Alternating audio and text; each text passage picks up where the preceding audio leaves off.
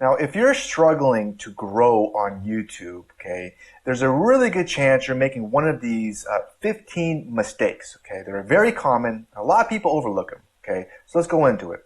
The first big mistake that you can make with a YouTube channel, this is big, it's just not having a plan. I mean, why in the heck are you making a YouTube channel? Is it to make money, to help the world, to get attention, to market a business?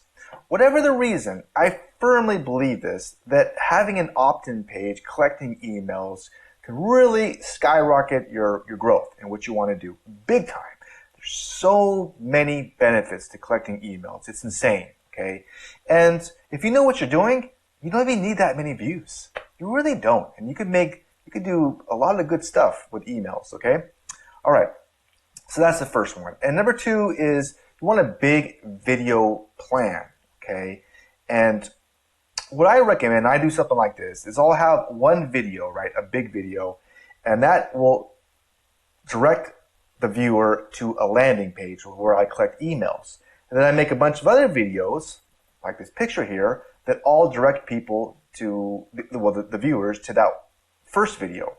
Now the reason I do this, and it's a good idea, is it helps the algorithm so much. Because if somebody watches maybe 2 of your videos, could be more in a certain amount of time, YouTube will consider them a subscriber, even if they don't hit the subscribe button, okay? It's so powerful and it helps your videos rank. So it's a really good idea, okay? All right, next up, this is big. It's having a weak hook, okay? The first 15 seconds, YouTube looks at that big time. If people drop off, it's going to kill your views. So having a very strong hook can help you get a lot more views, okay? So a couple ideas. You want to start with a bold statement or shocking fact. That can definitely help you. Number 2 is speak directly to the viewer's pain point. Okay, kind of poke at it. That can help. Use a countdown or time-based promise. Okay, it's the third idea. And number 4 is tease the outcome without giving it away. That's another great idea as a hook to get somebody interested to watch more of your video. All right. And next up is SEO. Yeah, I mean, YouTube's it's a big search engine. It's a machine. We make videos for people, but we have to dummy proof it for the algorithm. So this has to do with your titles, your description, your tags, for your channel as well as the video. And there's a lot really to it. And what I'm going to do, because I made this massive post about this, it goes into so much detail. Just click on the link in the description, and I'll put the link to this post, and you can go in there, and it will walk you through exactly what to do when it comes to optimizing YouTube for the SEO to help your videos rank. Okay, that's all I could do because I have a lot of things to cover here. Next up, having an inconsistent schedule with your upload videos can hurt you. And honestly, this is the one of the things that I struggle with myself. And what you could do, might not be a bad idea, is just have one video a week, and maybe like Monday be consistent, and whatever videos you make after that is like a bonus. So that one video is consistent.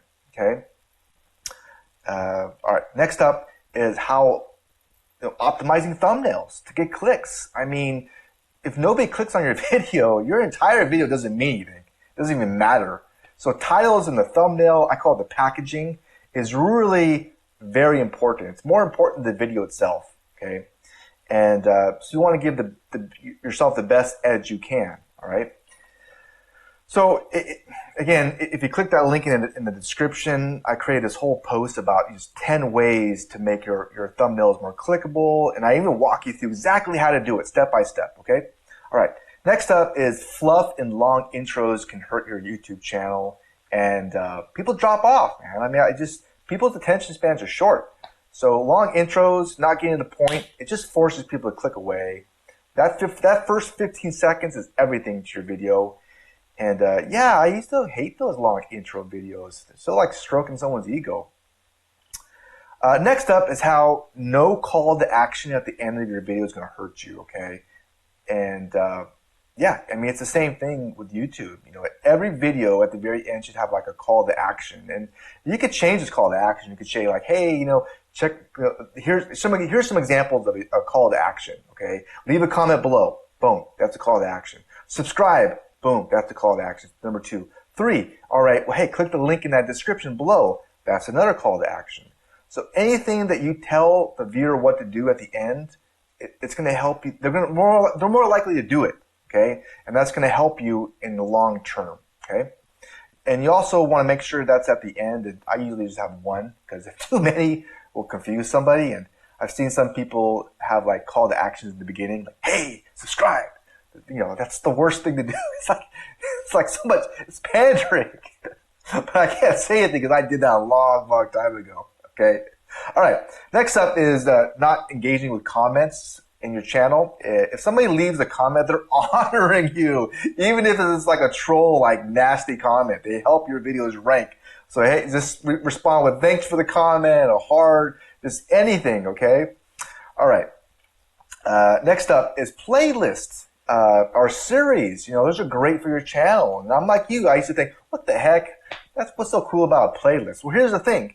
Playlists will autoplay to the next video, and that increases your watch time, and that helps your videos do better.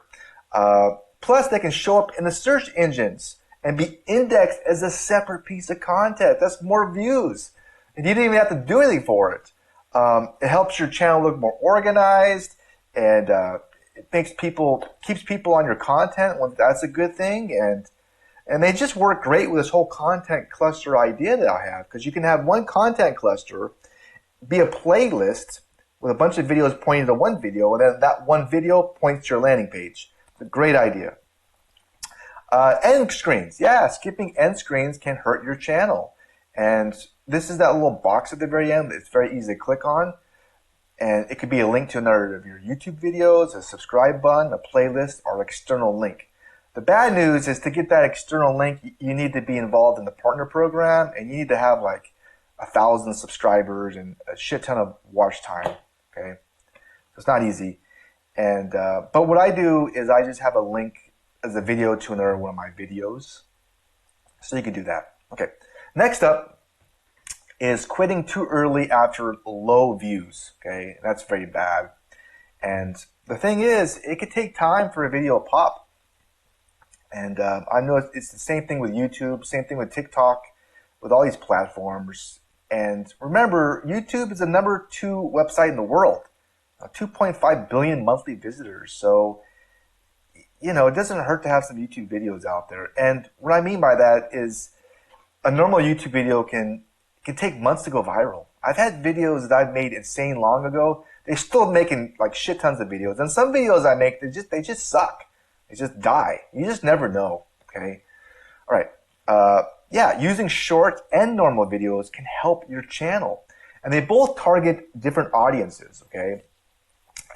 YouTube Shorts can attract viewers quickly through being discovered, and long form videos are kind of better at building relationships, building trust. So you want both.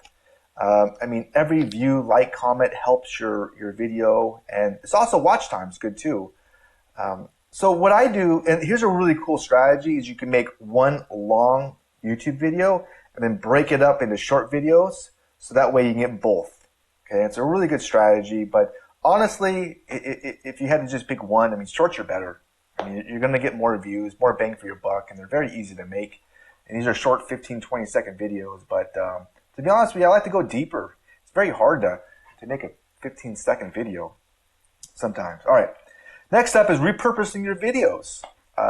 Yeah, I mean, you could do a shit ton a lot with one video, and you could post it to more places than YouTube to get even more views. And if you want to know exactly how to do this, I have a post that explains every single freaking place you can do with it. Just click on that link in that description, okay? All right. Next up is audio and video. And I've heard that 80% of a video is audio, and I do kind of buy into this. I do, because I've watched this perfect movie before, and the audio was a little bit off, but it had great graphics, and I just couldn't do it. It's like podcasts. That's why we listen to podcasts, right? There's no freaking video, but they're good, right? So if you want to know about equipment and just cheap stuff to get, again, it's in that post. I show you exactly what to do. This microphone here, this thing was, I think it was like $10. And it helps my the audio. it amplifies it. Okay. Viewer retention stats can hurt a channel. Yeah. I mean, it's good to then be brutally honest and see what's working, what's not working. Be careful. You don't want to go crazy. Maybe once a month look at it. Maybe once a week at most. Not every day. You don't want to be you're constantly looking at your freaking stats going, oh, another person watched my video. You don't want to do that. But you want to see when people are dropping off. If it's in the beginning, you know that you need a stronger hook. And if you see a pattern of people dropping off at a certain point, then you want to fix those points in your video, basically. And lastly, not being too niche can help a YouTuber. And I struggle with this because I would just talk about random stuff because I was interested in everything. So you want to be a little bit more niche and have content clusters, which can help the machine and your videos rank. So, if your videos are all over the place, you're just going to struggle. Okay, but there's good news about this. You don't have to be in niche jail. There's ways to slowly migrate to other topics. Okay. Anyways, there's a lot to this, and if you want to check out the full post about every detail on how to get better at YouTube, just click on a link in the description. Okay. I'll put it down there so it's easy. Hopefully this was helpful. All right. You have a wonderful rest of your day. Bye.